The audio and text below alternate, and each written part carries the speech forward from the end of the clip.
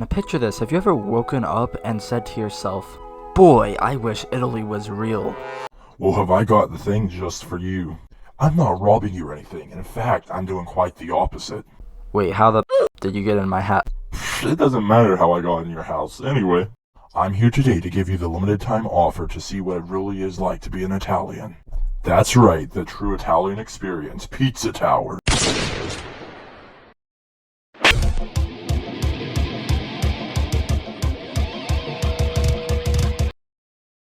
Jacob Gamer Vlogs. He is a hero. He is Jacob Gamer. So, PizzaTower, how do I describe it? Well, it good. Okay, but actual jokes aside, PizzaTower is really good. It's probably going to be my favorite game of 2023. This game has been in the making for half a decade or 5 years, and honestly, it really shows. Looking back, this thing has really been hyped up, like a lot of people have been looking forward to this. However, I saw it in 2022, so I was kind of late to it. Talking about actual gameplay, it's a mix between Wario and Sonic games. For Wario, it has the collecting and exploring of the levels and how you have to run back to the beginning of it once you're finished with it. Sonic-wise, it's maintaining your speed and trying to beat it as fast as possible. Basically, it's a hybrid of these two gameplay styles, and honestly, it works very well. I have not seen anyone else do this, and honestly, I hope it inspires other people to try and replicate this style of gameplay. Not exactly copy it, but like, have their own twist to it.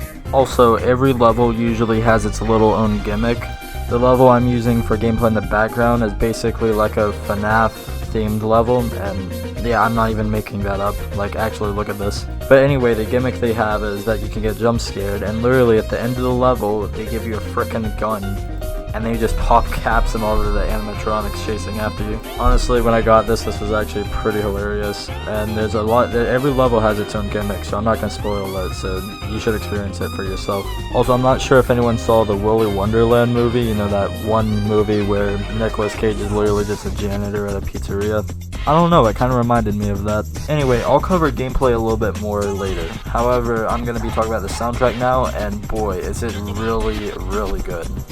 Just like the gameplay, it is really beaming with style, the soundtrack, and honestly, you should give it a listen, it is pretty good. For example, I've been using one of the level's themes in the background, and if you haven't been listening to it, it actually sounds pretty good, and I'll probably link like a playlist of the songs in the description, so if you want to go check that out, do. So anyway, going back to gameplay, I'm going to do a more in-depth review of it now. Mainly with the scoring system and the different kind of ranks you can get in the game. So the scores listed off are D's, C's, B's, A's, S's, and then the infamous P ranks. These are what we're going to talk about the most. So the scoring system in this game is a little bit more complicated than just killing enemies. In fact, there's a lot more things you have to do in a level. For example, you have to collect 5 top-ends in a level. These make up the majority of a score because I think with those, like if you collect all of them and do nothing else, I think you can at least get a B. Then there's also 3 secrets in the level, which are indicated by a giant eye. Then once you enter it, it puts you in like a secret area where you're supposed to use the level's gimmick to collect a bunch of other toppings and stuff that help your score increase. For example, in the background that I'm using, you have to use like this jetpack to fly and get the toppings, so yeah. And it even has its own remix of the level's theme to boot. The next optional thing you can do is collect the treasure. To get to a treasure, you must first find this guy named Jerome, hopefully I'm not butchering that name. And then you have to find a secret door within the level, and then you can enter it, and then you can grab the treasure. This can easily bump your grade up 1 level. So yeah, it gives you a massive amount of points.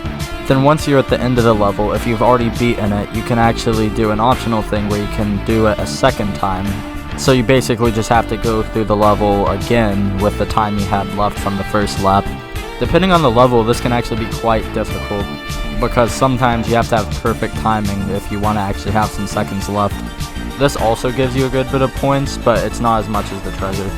So all of these things are important when you're going for the P rank. P ranks require you to collect every single thing I've talked about and keep your combo up the entire level. That's right, you have to complete the level twice and collect everything and keep the combo up all at the same time. That is easier said than done. Like, listen to this guy's reaction when he got a P rank. Go! No! Yeah! And that clip was only from the first level. It really just shows that once you get a P rank on a level, it just shows that you really mastered it. There are also a ton of outfits and achievements you can unlock on top of the ranks, so honestly it adds like a sense of replayability to this game. Hell, I have 40 hours in this game and I'm still playing it. Honestly, the satisfaction of getting P ranks and honestly just playing as Peppino just really keeps me back at the game. Speaking of Peppino's moveset, it's actually really smooth and it's surprising how much effort went into animating these. He has so much mobility in his default moveset on top of all the transformations he can go through. Again, I'm not going to spoil it because I believe you should experience it for yourself. And I would keep going on and explaining this game in depth, but honestly I think I'd be ruining it for anyone who'd like to try it. There's also multiple bosses you can fight in the game, which serve as a nice breather from the fast-paced action. However, I'm going to do something different than just explain the bosses. So what I'm going to do is I'm going to link the game down in the description. Go check it out, please. This is one of those games that you'd rather go in blind, like a blind playthrough. So, PizzaTower, how do I feel about it? Like I said in the beginning of the video, it good, and I mean really good. Down to the rankings, the gameplay, the soundtrack, everything is perfect. And I don't believe we'll have a platformer ever like this again. This was truly a once-in-a-lifetime experience, and that is why I'm giving PizzaTower a...